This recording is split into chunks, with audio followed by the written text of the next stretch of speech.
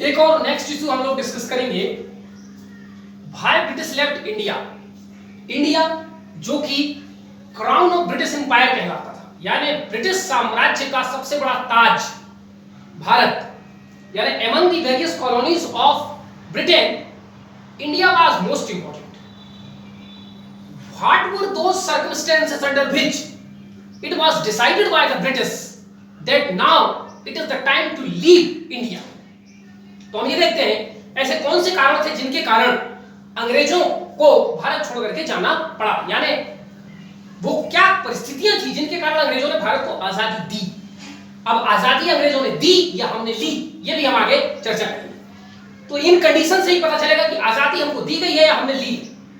दी और ली में अंतर यह है कि अगर हमने आजादी ली है, इट मींस यह हमारा प्रभाव था, यह हमारा इन्फ्लुएंस था, हमारे कारण अंग्रेज इतने मजबूर हो गए कि वो देश छोड़ करके भाग गए, हमें आजादी दी और आजादी हमने मतलब उनसे ले ली।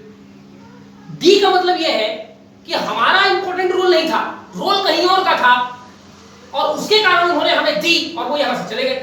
तो देखते हैं, तो अंग्रेजों को भारत छोड़ के जाने या भारत को आजाद करने के पीछे अंग्रेजों के लिए दो फैक्टर थे। एक हम देखेंगे ग्लोबल फैक्टर या एक्सटर्नल फैक्टर, वे कारण जो पूरी दुनिया से संबंधित थे या भारत के बाहर से कुछ ऐसे कारण जिन्होंने अंग्रेजों को कहा कि भारत छोड़ दो। दूसरा कारण हम देखेंगे रीजनल या इंटरनल, वे कारण जिनका संबंध हमारे देश के भीतर से। तो पहले हम लोग देखते हैं ग्लोबल फैक्टर या external factor. Changing scenario of world politics. दुनिया में प्रथम विश्व युद्ध के बाद ही दुनिया बदलने लगी थी और प्रथम विश्व युद्ध के बाद एक तरफ अमेरिका, रूस जैसे देशों की स्थिति सुधरती जा रही थी, जर्मनी जैसे देश ताकतवर होते जा रहे थे, फ्रांस जैसे देश ताकतवर हो रहे थे, वहीं पर ब्रिटेन की आर्थिक स्थिति बिगड़ती जा रही थी।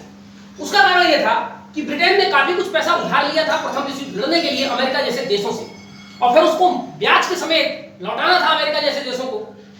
तो एक तरफ ब्रिटेन की आर्थिक स्थिति बिगड़ती जा रही थी, दूसरी तरफ ब्रिटेन का जो ग्लोबल इंपॉर्टेंस था, इसके पहले दुनिया में जो महत्व ब्रिटेन का था, अब वो महत्व धीरे धीरे ब्रिटेन का कम होते जा रहा था। कुछ महत्वपूर्ण कॉलोनीज ऐसी थी ब्रिटेन की जो या तो ऑटोनॉमी ले चुकी थी ब्रिटेन से या वहां पर आंदोलन चल रहे थे स्वतंत्रता के लिए और अमेरिका जैसे देश उससे स्वतंत्र हो चुके थे। कनाडा में डोमिनियन स्टेटस का दर्जा उसको मिला था, ऑस्ट्रेलिया, न्यूजीलैंड, ये तमाम चीजें। तो धीरे धीरे 1940 आते थे और अगर और थोड़ी सी बात करें तो 45, यानी द्वितीय विश्व युद्ध खत्म होते होते तक दुनिया बाइपोलर हो चुकी थी। बाइपोलर यानी दुनिया में पावर के दो सेंटर थे, एक तरफ कम्युनिस्ट लीडर था रसिया, दूसरी तरफ कैपिटलिस्ट लीडर बन चुका था अमेरिका और दुनिया इन्हीं दो गुटों में शामिल हो रही थी। तो ब्रिटेन है, फ्रांस है, जापान है, ये बाद में कैपिटलिस्ट गुट में शामिल हुए, चाइना, कोरिया और वियतनाम, क्यूबा, ये सब जो है कम्युनिस्ट गुट में शामिल हुए। तो दुनिया बाइपोलर हो चुकी थी, दो ही पावर ऑफ सेंटर थे पूरी दुनिया में, एक तरफ अमेरिका, दूसरी तरफ रसिया। ब्रिटेन जैसे देशों का महत्व कम हो चुका। तो दुनिया की जो वर्ल्ड पॉलिटिक्स है वो बहुत तेजी से बदलने लगी थी 1930 के प्रथम विश्व युद्ध के बाद और गहराई से देखें तो 1930 के बाद। ठीक है, stressed economic condition of Britain की आर्थिक स्थिति पतली थी। उसके कई कारण थे। भारत में धीरे धीरे इंडियन कैपिटलिज्म का उदय होने लगा था, भारत में भी उद्योग वगैरह अब भारतीयों के द्वारा शुरू किए जाने लगे थे। कई ऐसे गुलाम देश थे ब्रिटेन से जो उससे आजाद हो रहे थे। युद्ध उसको अनेक जगहों पर लड़ना पड़ रहा था, अफ्रीका में भी युद्ध लड़ रहा था ब्रिटेन, लैटिन अमेरिका में लड़ रहा था, भारत में लड़ रहा था। ठीक है, इन सब युद्धों के कारण ब्रिटेन को अपने एम्पायर बचाने के लिए काफी मात्रा में पैसा कर्जा में लेना पड़ा और धीरे धीरे उसकी आर्थिक स्थिति बहुत कमजोर होने लगी। तीसरी बात, rise of USA as a world power. पूरी दुनिया में एक शक्ति का केंद्र बनकर के उभरा अमेरिका और अब ब्रिटेन जैसे देश भी जो एक समय अमेरिका जैसे देशों को गुलाम बना के रखा था, अब खुद ब्रिटेन अमेरिका जैसे देशों के पीछे जो है वो घूमने लगा। तो सबसे बड़ा पावर बन गया यूएसए। ब्रिटेन का महत्व जो है पूरी दुनिया में धीरे धीरे कम होने लगा। चौथी बात, rise of socialism, fascism, liberalism. ये जो आइडियोलॉजी का दौर चला, जिस आइडियोलॉजी में सबसे पहले लिबरलिज्म आया, इस लिबरलिज्म ने पूरी दुनिया को स्वतंत्रता, समानता, ह्यूमन राइट, सिविल राइट, अपने फंडामेंटल राइट जैसे चीजों के लिए अवेयर किया। वहीं पर सोशलिज्म ने लोगों को इक्वालिटी, एंटी इंपीरियलिज्म जैसी चीजों का पाठ पढ़ाया और फासिज्म जैसी चीजों ने राष्ट्रवाद का पाठ पढ़ाया। और ये सारे पाठ भारत में बैठे हुए और दुनिया के और भी जगहों पर लोग सीख रहे थे। और जैसे जैसे ये सारी फीलिंग हमारे अंदर आएगी, वैसे वैसे जो कॉलोनियल मास्टर हमको कंट्रोल करता है उसके खिलाफ हम बगावत तेज करेंगे, क्योंकि अल्टीमेटली वो कॉलोनियल पावर ही है जो हमें इक्वालिटी नहीं दे रहा, लिबर्टी नहीं दे रहा, फ्रेटर्निटी नहीं दे रहा है, कम्युनिज्म फैला रहा है, और हम इन सब चीजों से आजादी चाहिए तो हम उनका विरोध करना शुरू करेंगे। पूरी दुनिया में ब्रिटेन जैसे इंपीरियल देशों का विरोध होना शुरू हुआ और ब्रिटेन की हालत जो है बिगड़नी शुरू हो गई। आउटब्रेक ऑफ वर्ल्ड वॉर 2 पांचवा महत्वपूर्ण कारण है द्वितीय विश्व युद्ध की शुरुआत। और द्वितीय विश्व युद्ध की शुरुआत ब्रिटेन के लिए एक नासूर पे मक्खी बैठने जैसा हो जाता है। एक तो वैसे उसकी आर्थिक हालत खराब थी, इसके अलावा द्वितीय विश्व युद्ध में उसको भाग लेना था।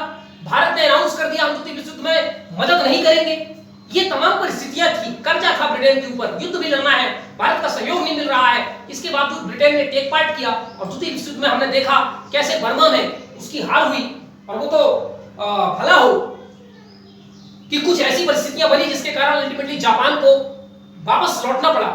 तो कुल मिलाकर के द्वितीय विश्व युद्ध ने भी ब्रिटेन की हालत और खराब कर दी। 1942 में जो चर्चिल थे ब्रिटेन के प्रधानमंत्री और जो अमेरिका के राष्ट्रपति जो रूजवेल्ट, इन दोनों के बीच में एक अटलांटिक चार्टर नामक एग्रीमेंट होता है जिसमें दोनों ये तय करते हैं कि अब दुनिया को गुलामी से आजाद करना है। यानी ब्रिटेन के ऊपर अब दबाव आ गया कि किसी भी देश को गुलाम बना करके नहीं रखना है, क्योंकि गुलाम बनाने से डायरेक्टली उस किसी कंट्री को कॉलोनी बनाने से पूरी दुनिया में अब हमारा क्रिटिसाइज हो रहा है। इससे बेहतर है हम एक नए टाइप का कॉलोनिज्म शुरू करेंगे जिसका नाम दिया गया नियो कॉलोनिज्म। और इस अटलांटिक चार्टर के माध्यम से world trade organisation, world bank, IMF जैसी संस्थाओं की नींव रखी गई। और ये संस्थाएं आज ग्लोबलाइजेशन का सबसे महत्वपूर्ण जो फोर्सेस है ग्लोबलाइजेशन के पीछे, IMF, world bank, world trade organisation, यही सब है। और इन्हीं के माध्यम से न्यू कॉलोनाइजेशन का दौर पूरी दुनिया में चल रहा है, जिससे कैपिटलिस्ट कंट्री को फायदा हो रहा है, क्योंकि पूरी मल्टीनेशनल कंपनीज उन्हीं देशों से निकलती हैं और बाकी जो डेवलप्ड या जो अंडर डेवलप्ड कंट्रीज होती हैं वहां पर जाकर के अपना मुनाफा कमाती हैं। तो ये दबाव था अमेरिका जैसे देशों का ब्रिटेन के ऊपर, ठीक है। एस्टैब्लिशमेंट ऑफ यूएनओ 1945 में संयुक्त राष्ट्र संघ की स्थापना हो गई, जिसमें यह तय किया गया था कि अब दुनिया में कहीं पर भी कि कोई देश किसी दूसरे देश को गुलाम बना करके नहीं रखेगा। और उसके लिए एक स्पेशल एजेंसी बनाई गई थी यूएनओ में, ट्रस्टीशिप काउंसिल, न्यासिता परिषद, जिसका काम ही था पूरी दुनिया में उन देशों को जो गुलाम है उनको आजाद कराना। और आजाद होने के बाद यदि वो अपना शासन करने में सक्षम नहीं है तो यूएनओ की मदद से उनको तब तक ट्रेंड करना जब तक वो शासन करना नहीं सीख जाते। लेकिन किसी भी कारण से, किसी भी तरीके से अब गुलाम देशों को नहीं बनाया जाएगा। Allied power pressure over Britain, Britain Bharat में युद्ध लड़ रहा था, उधर जापान भारत की तरफ बढ़ रहा था। तो एलाइड पावर जो थे अमेरिका, रशिया, फ्रांस, इन्होंने ब्रिटेन पर दबाव बनाया। दूसरी तरफ आईएनए की एक्टिविटीज बढ़ती जा रही थी। इन तमाम परिस्थितियों के कारण दबाव बना ब्रिटेन पर कि जल्द से जल्द भारत पर कोई ना कोई निर्णय लिया जाए। Labour government in Britain, Britain में इसके पहले कंजर्वेटिव पार्टी का शासन था जिसमें विंस्टन चर्चिल प्रधानमंत्री थे। लेकिन जब चुनाव हुआ फरवरी 1947 में तो अल्टीमेटली विजय हुई वहां की लेबर पार्टी की, जिसके प्रधानमंत्री बने क्लेमेंट एटली। और क्लेमेंट एटली बहुत लिबरल थे इंडिया के प्रति, तो यह भी एक बहुत बड़ा कारण बना भारत को आजाद करने के पीछे। Defeat of imperial powers in various parts of the world, पूरी दुनिया में बड़े बड़े देश, जापान जैसा छोटा सा देश रशिया को हरा दिया। खुद द्वितीय विश्व युद्ध के दौरान ब्रिटेन की बर्मा में हार हुई। इसके पहले अफ्रीका में भी ब्रिटेन जैसी, जर्मनी जैसी, जापान जैसी देशें हार चुकी थी। तो पूरी दुनिया की घटनाएं जब भारत तक पहुंची, जिनसे हमको पता चला कि ये जितने बड़े बड़े सुपर पावर अपने आप को मानते हैं, ये छोटे छोटे देशों से भी हार रहे हैं। तो ये जो एक मिथ था भारत में कि ब्रिटेन को हराया नहीं जा सकता, ये मिथ भी टूटा भारत में और भारत में आजादी पाने की ललक जो है वो बढ़ी। National movements for freedom in various countries, अनेक देशों में जो कई देशों के गुलाम थे, फ्रांस के, ब्रिटेन के, उनमें आजादी की आंदोलन शुरू हो गए। जैसे आयरलैंड में बहुत पहले आजादी के आंदोलन की मांग शुरू हो गई थी, वहीं से प्रेरित होकर भारत में होम रूल मूवमेंट एनिमेशन ने चलाया था। इसके अलावा इंडोनेशिया में, साइप्रस में, कई देशों में आजादी के आंदोलन तेज हो चुके थे और भारत में भी आजादी का आंदोलन उन्हीं के रास्तों पर चलते हुए तेज किया गया। Anti imperial, anti feudal and anti monarchy environment. अब धीरे धीरे पूरी दुनिया में ये मन बना लिया था कि अब हम साम्राज्यवाद का विरोध करेंगे, फ्यूडलिज्म का विरोध करेंगे, हम मोनार्की का विरोध करेंगे, हमारे यहां डेमोक्रेसी होनी चाहिए, हमें सेल्फ डिटर्मिनेशन, आत्मनिर्णय का अधिकार होना चाहिए। ये तमाम बातें, नए नए सिद्धांत पूरी दुनिया में तेजी से फैल रहे थे, उनका प्रभाव भी भारत पर स्वाभाविक बात है पड़ना था। Major revolution of the world, दुनिया में अनेक क्रांतियां हुई, अमेरिकन रेवोल्यूशन हुआ, फ्रेंच रेवोल्यूशन हुआ, ठीक है, इन तमाम रेवोल्यूशन, रशियन रेवोल्यूशन, इन तमाम क्रांतियों ने भी भारत के लोगों को, भारत के इंटेलेक्चुअल्स को, भारत के राष्ट्रीय आंदोलन को गति प्रदान किया। तो ये 13 बड़े ग्लोबल फैक्टर थे। इन सारी परिस्थितियों में जहां एक तरफ ब्रिटेन कमजोर हो रहा है, दूसरी तरफ ब्रिटेन पर लगातार दबाव बन रहा है, तीसरी तरफ दुनिया में नए नए सिद्धांत आ रहे हैं कि किसी को गुलाम नहीं बनाना है, सबको स्वतंत्र रहने का अधिकार है, तमाम सिद्धांतों ने ब्रिटेन को मजबूर किया। और केवल ब्रिटेन नहीं, 1945 के बाद दुनिया में धनाधन वो देश जो गुलाम थे आजाद होने शुरू हुए। अगर भारत में आंदोलन नहीं भी चल रहा होता, राष्ट्रीय आंदोलन, तो भी इनको हमें आजाद करके जाना ही था। परिस्थितियां ऐसी थी, हमने नहीं लिया है आजादी, उन्होंने दिया, और वो दिया स्वेच्छा से नहीं, मजबूरी से दिया। पूरी दुनिया में माहौल बन रहा था, ठीक है, तो दुनिया के माहौल में, दुनिया के दबाव में ब्रिटेन को यह फैसला लेना ही लेना था। अगली बात है रीजनल या इंटरनल फैक्टर्स। अब देखते हैं कुछ आंतरिक कारण क्या थे। भारत के अंदर से भी बहुत सारी आवाजें उठ रही थी, ठीक है, तो इंटरनल कारण में था सोशियो रिलीजियस मूवमेंट। भारत में जो सामाजिक सुधार आंदोलन चले, राजा राम मोहन राय, देवरान सरस्वती और ये तमाम चीजें जो मैं आपको पढ़ा चुका हूं, उसने व्यक्ति के अंदर राष्ट्र अभिमान, आजादी, गुलामी की जगह आजाद रहने, अपने सेल्फ डिटर्मिनेशन, ऐसे कई नए नए सिद्धांत दिमाग में हमारे डाले और हमारे यहाँ के युवा अपना सैक्रिफाइस, अपना बलिदान देने तक के लिए, आजादी के लिए तैयार रहने लगे। ग्लोबल इन्फ्लुएंस, पूरी दुनिया में जो घटना घट रही थी वो भी भारतीय लोगों पर उनका प्रभाव पड़ रहा था। तीसरी बात है rise of middle class intellectuals and nationalist. Bharat में इन सब का प्रभाव ये हुआ, दुनिया में घट रही घटना का, सामाजिक सुधार आंदोलन का, कि भारत में धीरे धीरे मिडिल क्लास का उदय हुआ, जो कि पढ़ा लिखा था, ब्रिटेन इत्यादि से पढ़ के आया था, आधुनिक संस्कृति, ज्ञान विज्ञान को जानने समझने वाला था, और उनके अंदर राष्ट्रवादी भावना भी थी। इन्हीं लोगों ने आगे कांग्रेस की स्थापना की और आगे नेशनल मूवमेंट को बढ़ाया। तो इन्हीं लोगों के कारण रेवोल्यूशनरी गतिविधियां भारत में बढ़ने लगी थी। Growth of revolutionary nationalism with in and outside India. Bharat और भारत के बाहर से क्रांतिकारी गतिविधियां चल रही थी। अंग्रेजों को परेशान किया जा रहा था। अंग्रेजों को, जो इसके पहले तक लगता था कि भारतीय केवल मार खाना जानते हैं, मारना नहीं जानते, रेवोल्यूशनरीज ने बताया कि हम तुमसे खतरनाक मारना जानते हैं। तो ये तमाम चीजें ने भी अंग्रेजों को विवश किया। रोल ऑफ आईएनए का क्या रोल है भारत को आजाद कराने में, सुभाष चंद्र बोस का क्या रोल है, मैं इसके पहले के पूरे चैप्टर में आपको डिटेल से समझा चुका हूं। Growth of national feeling, Bharat के अंदर एक राष्ट्रीय भावना आने लगी थी। अब लोगों को यह लगने लगा था कि भारत एक राष्ट्र है। कोई देश राष्ट्र कब बनता है? जब जात, धर्म, नस्ल, तमाम भेदभावों को भुला करके हम एक कॉमन कॉज के लिए इकट्ठे हो जाते हैं। और कॉमन कॉज क्या है? आजादी। इसको कहते हैं कि भारत अब एक राष्ट्र बनने की ओर अग्रसर है। Outbreak of second world war, जब द्वितीय विश्व युद्ध स्टार्ट हुआ, उसमें हमारे भारतीय लोग द्वितीय विश्व युद्ध लड़ने गए थे, फिर वहां से लौट के आए, उन्होंने बताया अंग्रेज कहां हारे। जो प्रथम विश्व युद्ध में मैंने आपको बताया था, प्रथम विश्व युद्ध के बाद कैसी स्थितियां बदली।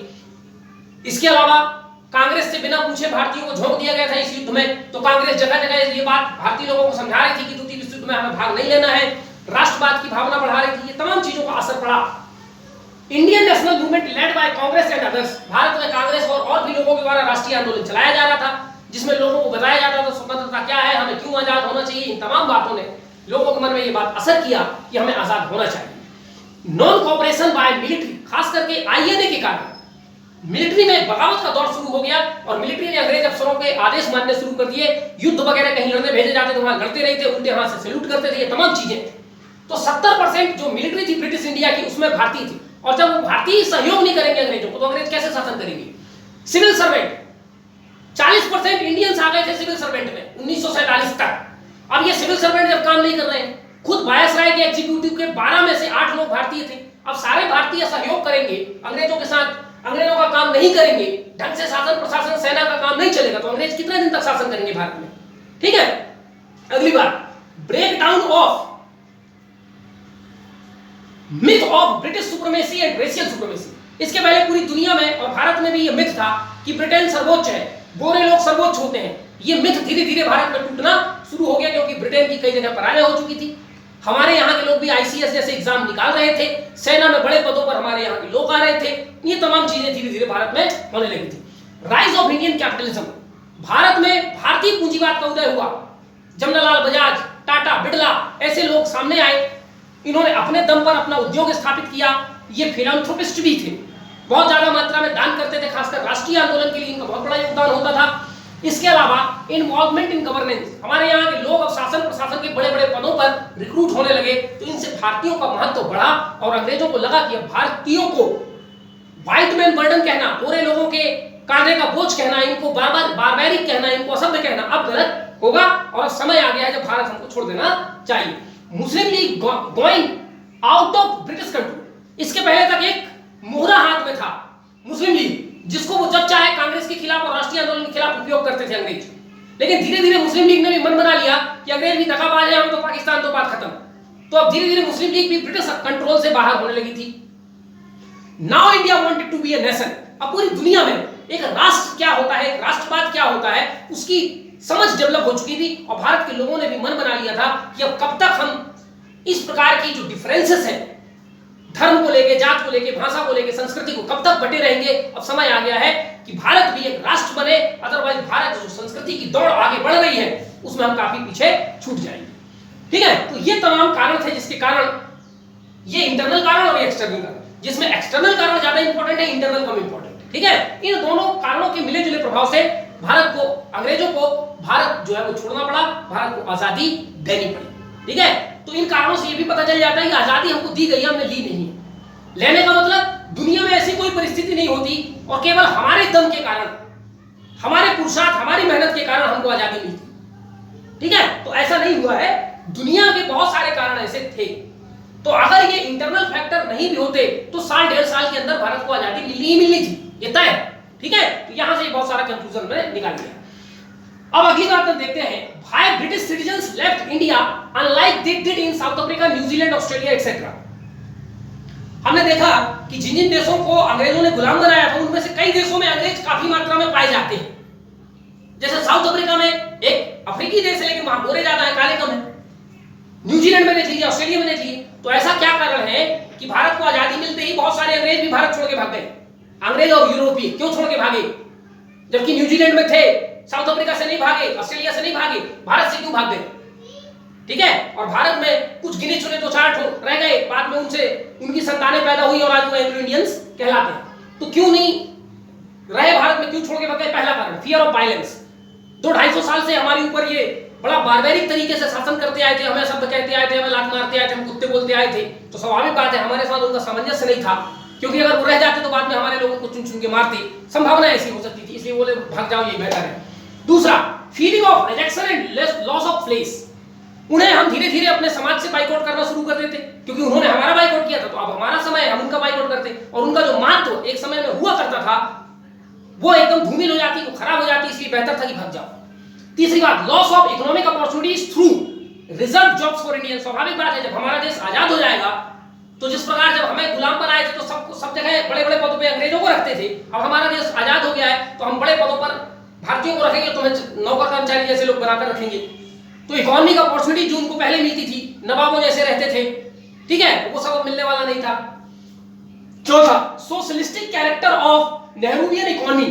नेहरू ने पहले तय कर दिया कि हम समाजवादी इकोनॉमिक स्ट्रक्चर भारत में बनाएंगे जिसमें प्राइवेट कंपनीज का रोल बहुत कम होगा। तो इनको लगता था कि अगर कोई अंग्रेज कंपनी चला भी रहा है, जैसे टी बागान वगैरह लगाते थे वो लोग, अपनी इंडस्ट्रीज वगैरह लगाते थे, तो उसको पता चल गया कि ये सारा भारत सरकार हमसे छीन लेगी, हमारे पास रहने वाला नहीं, इससे बेहतर है कहीं और रास्ता तलाशो, कहीं और जाओ। ठीक है। पांचवी बात, इंटीग्रेशन ऑफ प्रिंसली स्टेट। रियासतों का विलय भारत में कर लिया गया, तो रियासत में जो अंग्रेज लोग रहते थे, रेजिडेंट रहते थे, मिलिट्री रहती थी, तो अब जब उन्हीं को भारत में मिला लिया गया तो उनका सारा भौकाल, उनको जो प्रिविलेज मिलते थे, टैक्स नहीं देना, अच्छे अच्छे घर में रहना, ठीक है, गिफ्ट लेना, ये तमाम प्रिविलेज उनके खत्म हो जाने वाले थे। Better economic opportunities elsewhere. इसके अलावा अफ्रीका, लैटिन अमेरिका जैसे देशों में उनको बेहतर अपॉर्चुनिटी दिखाई दे रहा था भारत से बेहतर, क्योंकि भारत में मार खाने के चांसेस ज्यादा थे। दूसरे जगह के लोगों को क्या मालूम कितने बड़े अत्याचार करके आए हैं भारत में, तो वहां अपने एक इकोनॉमिक अपॉर्चुनिटी, वहां अपने प्लांट लगा सकते हैं, टी बागान लगा सकते हैं, शुगर प्लांट लगा सकते हैं, कुछ भी कर सकते हैं। ठीक है। Indianisation of services, business, enterprises etcetera. हर चीज का भारतीयकरण किया जा रहा था जिसमें अंग्रेजों की कोई भूमिका नहीं होने वाली थी, तो भागो, यही बेहतर है। No concept of racial supremacy. अब अंग्रेजों की जो एक गोरी नस्ल सर्वश्रेष्ठ होती है, ये वाला मिथ टूट चुका था और अब गोरों को रगड़ रगड़ के मारने वाले थे, इससे अच्छा है भागो। ठीक है, दोज हू रिमेन, जो थोड़े मोड़े रह गए उनको सबऑर्डिनेट होकर रहना था। ठीक है, तो जो अब तक 200-250 सालों में अपने आप को श्रेष्ठ मानते आए थे वो सबऑर्डिनेट होकर रहे, ये भी अच्छा नहीं लगता। और 10वीं बात, equality between Europeans and Indians in many sphere. अनेक मामलों में अब भारतीय यूरोपियों के बराबर हो चुके थे, वो भी आईसीएसई एग्जाम निकाल रहे थे, वो भी पढ़े लिखे थे, वो भी अंग्रेजी बोलते थे। ठीक है, ये तमाम कारण थे। दूसरी जगह ये तमाम कारण उपलब्ध नहीं थे। ठीक है, इसलिए भारत से उनको छोड़ के जाना पड़ा और कम संख्या में ही भारत में लोग बच गए। तो ये कुछ महत्वपूर्ण मुद्दे हमने यहाँ पर डिस्कस किए। नेक्स्ट वीडियो में हम लोग कोई और महत्वपूर्ण मुद्दा जो एनालिसिस का होगा, विश्लेषण का होगा, उस पर हम लोग चर्चा करेंगे। इंडिया हिस्ट्री हमारा खत्म हो चुका है, उसके कुछ मुद्दे हैं जिन पे हमें चर्चा करना जरूरी है, वहीं से हमारा जो दिमाग है वो डेवलप होगा। ठीक है, धन्यवाद।